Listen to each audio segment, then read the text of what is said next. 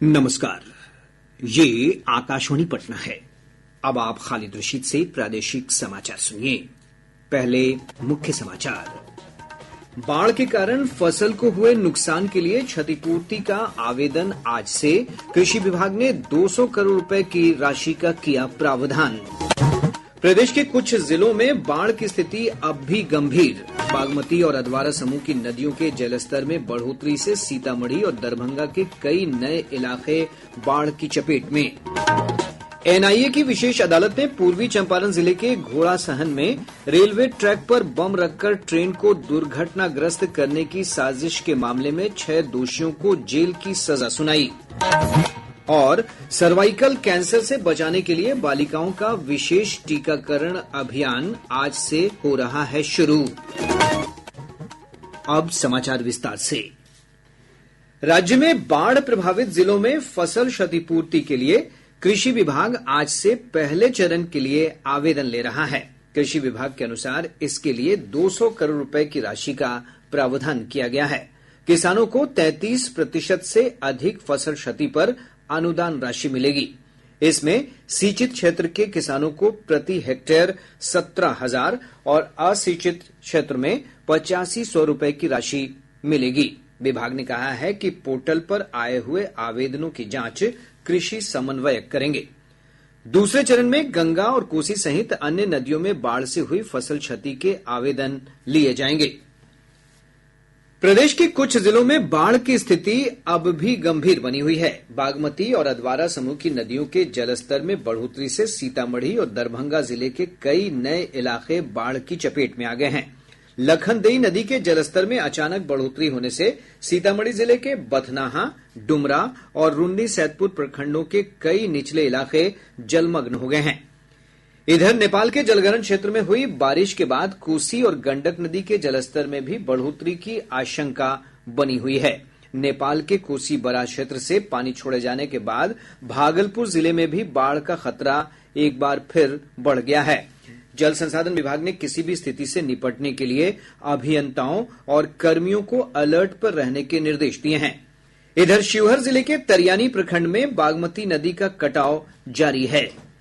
सुपौल, सहरसा, कटिहार, पूर्णिया, पूर्वी चंपारण और पश्चिमी चंपारण समेत कई जिलों में बाढ़ की स्थिति में मामूली सुधार भी हुआ है। राजस्व और भूमि सुधार मंत्री सहरसा के प्रभारी मंत्री डॉक्टर दिलीप जायसवाल ने कल जिले के बाढ़ प्रभावित क्षेत्रों का दौरा किया। उन्होंने कहा कि बाढ़ प्रभावित लोगों को सहायता उपलब्ध कराने के लिए सरकार प्रतिबद्ध है। जिला में जो बाढ़ पीड़ित के बीच राहत का कार्य चल रहा है, उसका अपने सहरसा जिला के प्रभारी मंत्री होने के नाते मैंने स्वयं आज निरीक्षण किया है। आपदा के समय में काफी अफरा तफरी रहता है, लोगों में समस्या रहता है, लेकिन उसके बाद भी जो हमारे समाज सेवी हैं और जो पदाधिकारी हैं, सभी लोग मिलकर दिन रात इनका सेवा कर रहे हैं। आज मैंने खाना भी इनके साथ खाया है। खाना का क्वालिटी ठीक है, जो हम लोग घर में खाते हैं वही खाना हमको यहाँ भी खाने को मिला है। और इस तरह करके जो पदाधिकारी और जो समाज सेवी सेवा कर रहे हैं, हम उनको शुभकामना देते हैं कि आप अच्छे तरीके से इनका सेवा कीजिए, बाढ़ पीड़ित को कोई दिक्कत नहीं हो इसकी चिंता कीजिए और धीरे धीरे इनके सभी समस्याओं को दूर करने का प्रयास कीजिए। सीतामढ़ी जिले के बाढ़ प्रभावित प्रखंड बेलसंड और रून्नी सैदपुर में बाढ़ की स्थिति में धीरे धीरे सुधार हो रहा है। लोगों के घरों से पानी निकल रहा है। ऊंचे स्थानों पर शरण लिए लोग अपने घरों को लौट रहे हैं। हालांकि बड़ी संख्या में बाढ़ प्रभावित लोग अब भी खुले में रहने को मजबूर हैं। उन्होंने सरकार से मदद मांगी है। आपका क्या नाम हुआ? सीता देवी। कब से सड़क पर शरण लिए हुए हैं? घर में पानी है? पानी बहुत पानी है। प्रशासन द्वारा कुछ मिला है अभी तक? कुछ नहीं। भीजल कपड़ा पहन के ना कटवा के रोड पर भराते हैं। 3 दिन पर काना रोड सब जी सबके फोटो घीच के कथी करे प्रशासन किछो करे अबो करे चाहे तो चल जाए छे लेके जांच ले छे की करे छे न करे छे समझिए नहीं। ताक रहले पब्लिक गुटुर गुटुर खाओ चाहे ना खाओ। क्या नाम हुआ आपका? मोहम्मद खुर्शीद। कब से बांध पर शरण लिए हुए सड़क पर? सड़क पर आज हो गया 6-7 दिन हुआ। 7 दिन से सड़क कोई लाभ नहीं सरकार की तरफ से आया है। कोई आदमी देखने सुनने नहीं आया कि मुर्गिया की धस गया, क्या हो रहा है, जनता क्या कर रहा है। कोई मतलब नहीं। घर में अभी तक पानी है? घर में अभी तक गार भर पानी है सर, गार भर पानी है। अभी तो हमारा घर में बहुत छाती पानी है। और जो मरैया था वो भी गिर गया, दहा गया। अनाज था, चावल था, सब दहा गया। शिक्षा विभाग ने राज्य के बाढ़ प्रभावित क्षेत्रों के सरकारी स्कूलों के शिक्षकों को ऑनलाइन हाजिरी बनाने से छूट दी है। माध्यमिक शिक्षा निदेशक योगेंद्र सिंह ने बताया कि इस आशय का आदेश सभी जिला शिक्षा पदाधिकारियों को भेजा गया है। उन्होंने कहा कि जिलों में बाढ़ प्रभावित क्षेत्रों के स्कूलों के शिक्षकों को ऑनलाइन उपस्थिति दर्ज करने के मामले में अंतिम निर्णय जिला शिक्षा पदाधिकारी लेंगे। प्रधानमंत्री किसान सम्मान निधि योजना के तहत बिहार के 76,18,784 किसानों के बैंक खातों में 1,552 करोड़ रुपए की राशि अंतरित की गई है। किसान सम्मान निधि योजना के अंतर्गत प्रत्येक साल लाभार्थी किसानों के बैंक खातों में 2-2 हजार रुपए की राशि 3 किस्तों में दी जाती है। वंशावली के आधार पर भी इस योजना का लाभ किसानों को दिया जा रहा है। इधर राज्य के किसानों ने पीएम किसान सम्मान निधि योजना की राशि मिलने पर प्रसन्नता जताते हुए प्रधानमंत्री नरेंद्र मोदी को धन्यवाद दिया है। मेरा नाम पिंटू कुमार सिंह, ग्राम दत्पा, पोस्ट अम्बा, थाना कुटुम्बा। केंद्र सरकार हम लोग के किसान निधि के योजना से 2,000 रुपये हम लोग को मिल रहा है, जिससे हम लोग इस सरकार से बहुत खुश हैं। सरकार हम लोग को और आगे इसको बढ़ाने का अथी करे और कुछ बढ़े, जो हम लोग के बीज लेने में और आसान पड़े। हम लोग इस सरकार से बहुत खुश हैं। प्रधानमंत्री 2,000 रुपया देती है, बहुत उसको से लाभ होती है। और खाद बीहन के लिए बहुत अच्छा है, बहुत हमनी के लेने में बहुत सुविधा पड़ता है। स्ट्रॉबेरी हमनी रोपते हैं, कुछ फायदा है। मेरा घर तिलकी हुआ, कुटुम्बा प्रखंड हुआ, थाना अम्बा हुआ, नाम शिव प्रसाद मेहता है। ये सरकार का जो पीएम किसान का योजना है वो बहुत बढ़िया योजना है और इससे समय पर खाद बीहन लेने के लिए भी कुछ पैसे मिल जाते हैं तो अच्छा सुविधा होती है।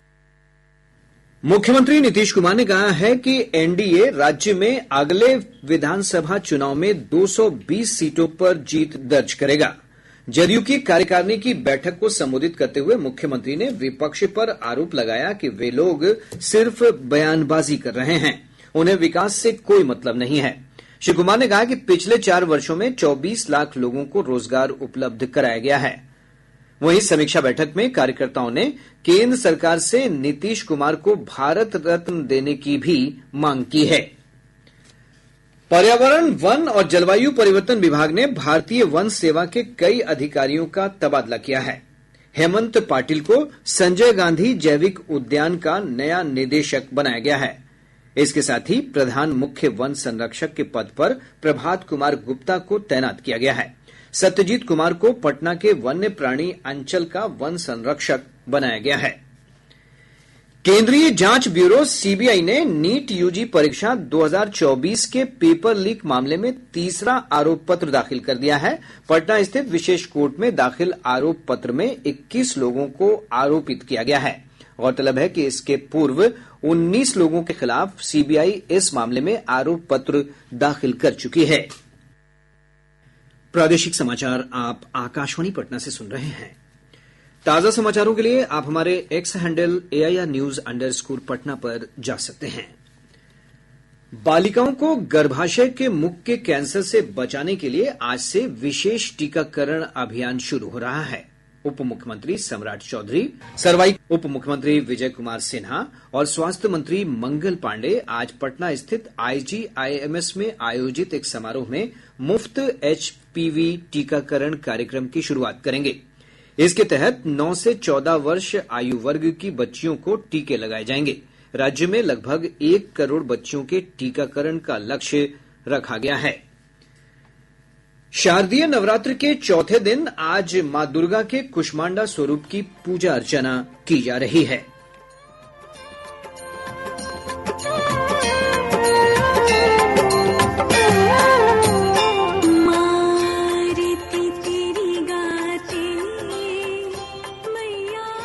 हिंदू धार्मिक मान्यताओं के अनुसार देवी का ये स्वरूप कष्टों और संकटों से मुक्ति दिलाता है। प्रदेश भर में सुबह से ही मंदिरों और शक्तिपीठों में श्रद्धालुओं की भीड़ देखी जा रही है। पूरा वातावरण भक्तिमय हो गया है।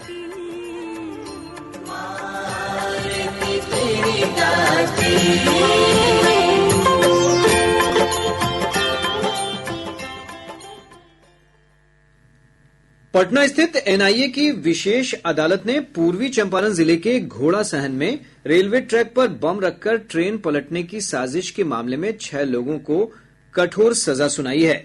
अदालत ने मोतिहारी के मोतीलाल पासवान, गजेंद्र शर्मा और उमाशंकर पटेल को 12-12 साल और रंजय साह, मुकेश यादव तथा राकेश कुमार यादव को 9-9 साल की सजा दी है। गौरतलब है कि 30 सितंबर 2016 को नेपाल सीमा से सटे घोड़ासहन रेलवे स्टेशन के पास आईईडी प्लांट किया गया था। इधर पटना स्थित केंद्रीय जांच ब्यूरो सीबीआई की विशेष अदालत ने यूको बैंक के एक सहायक को जालसाजी और बैंक का पैसा गबन करने के मामले में 7 साल कैद और 3 लाख रुपए जुर्माने की सजा सुनाई है। अररिया जिले की एक स्थानीय अदालत ने आर्म्स एक्ट के मामले में आरोपी मोहम्मद इम्तियाज को 3 साल की सश्रम कारावास के साथ 5,000 रुपए अर्थदंड की सजा सुनाई है। कैमूर जिले के 5 नगर निकायों के लिए 4 करोड़ 34 लाख रुपए की राशि की स्वीकृति कार्यक्रम कार्यान्वयन समिति ने दी है। नगर विकास और आवास मंत्री सह जिले के प्रभारी मंत्री नितिन नवीन की अध्यक्षता में जिला स्तरीय कार्यक्रम कार्यान्वयन समिति ने मुख्यमंत्री समग्र शहरी विकास योजना के तहत राशि की स्वीकृति दी है। पटना जिले के दानापुर में बिहार रेजिमेंट के डुंगडुंग हॉकी एस्ट्रोटर्फ मैदान पर आर्मी बॉयज स्पोर्ट्स कंपनी ने छोटानागपुर पठार टीम को 0 के मुकाबले 2 गोल से पराजित कर दिया। मैच में नीतीश शर्मा ने 2 गोल किए और मैन ऑफ द मैच चुने गए। सर्वश्रेष्ठ गोलकीपर का पुरस्कार पी मणिकांता को मिला है। राज्य में डेंगू के नए मरीजों के मिलने का सिलसिला जारी है। पिछले 24 घंटों के दौरान डेंगू के 175 नए मरीजों की पुष्टि हुई है। पटना में रिकॉर्ड 102 मरीज मिले हैं। इस बीच पटना के जिलाधिकारी डॉक्टर चंद्रशेखर सिंह ने बताया कि एनएमसीएच में डेंगू के मरीजों के लिए 50 बेड रिजर्व रखे गए हैं।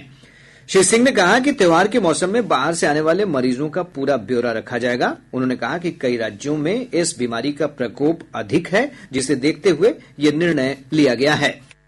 डेंगू के मामले जो बढ़ रहे थे तो उसको देखते हुए एनएमसीएच में विशेष डेंगू वार्ड बनाया गया है और इसमें 50 बेड अभी आरक्षित है, जिसमें से कि 20 महिलाओं के लिए, 20 पुरुषों के लिए और 10 अतिरिक्त रिजर्व हम लोग किए हैं। और अभी हम लोग देखे हैं लगभग 8 पेशेंट हैं यहाँ पर, पुरुष महिला सब मिला करके बात किए हैं उनसे। लोग पूरी तरह से संतुष्ट हैं और उनका इलाज अच्छे से चल रहा है और कोई दिक्कत नहीं है। तो उसी को देखने के लिए हम लोग आए थे और पूरी तरह से निःशुल्क है। दवा या अन्य जो चीजें हैं सब पूरी तरह से निःशुल्क दी जा रही है। अररिया नगर थाना पुलिस ने एक बांग्लादेशी नागरिक को अवैध ढंग से भारतीय पासपोर्ट बनवाते हुए गिरफ्तार कर लिया। अब पटना से प्रकाशित प्रमुख समाचार पत्रों की सुर्खियां। आज के सभी समाचार पत्रों ने अलग अलग खबरों को प्रमुखता से प्रकाशित किया है। हिन्दुस्तान की सुर्खी है, बिहार के 76 लाख किसानों के खातों में भेजे गए पीएम किसान सम्मान निधि के 1,552 करोड़ रुपए। दैनिक भास्कर ने एनआईए के डीएसपी के घूस मांगने और गिरफ्तार होने को बड़ी खबर बनाया है। दैनिक जागरण ने मुख्यमंत्री नीतीश कुमार के हवाले से लिखा है, अगले वर्ष विधानसभा चुनाव में 220 से अधिक सीटों पर एनडीए को मिलेगी जीत।